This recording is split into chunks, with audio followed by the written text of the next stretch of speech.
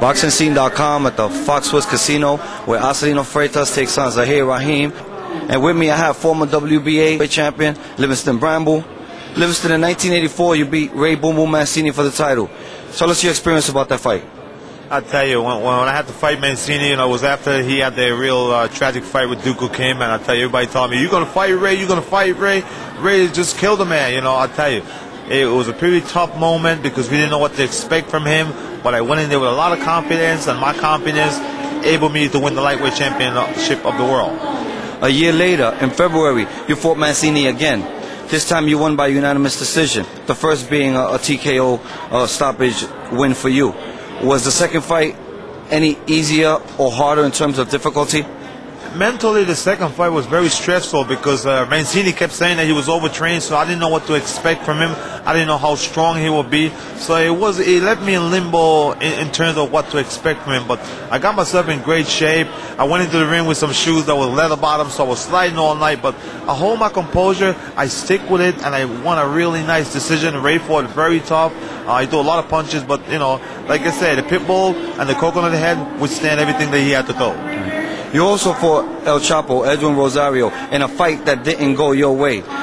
Did you learn anything from that fight? I didn't learn much from the Chapo fight because I came into the fight not taking away nothing from credit from him for winning the championship, because that's the bottom line. But I went into the fight, just got married in August, and I lost my family. I was just there with my wife. I didn't really have nothing with me. And when Chapo thumped me in the eye, I just didn't know what to do. I kept my hands up and eventually went down and took the count. But he never really hurt me. He picked up the victory. He's not a doctor. He's not the person who should tell me, well, get your brains right to come in the ring. I went in there and I went in there the champion to fight with what I had that night. I didn't have much that night, but I gave it all that I had. Right. Winning championships and losing championships. How satisfied are you with your career as a whole?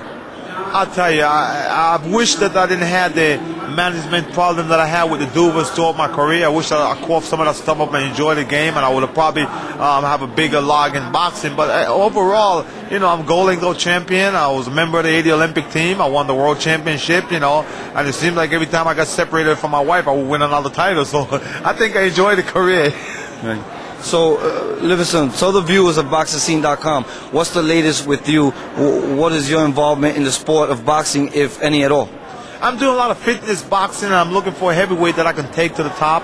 I just departed from Samuel Peters back in October. That's the heavyweight that I thought I could do well with, but I guess the discipline with him and his people doesn't work out right for us to be together. Maybe in the future we might be together, but right now I want to train a heavyweight. I want to get a solid heavyweight that's going to be heavyweight champion of the world, and it's going to be in a short time. You also had a part in the movie Rocky VI. Can you elaborate on your part in that movie?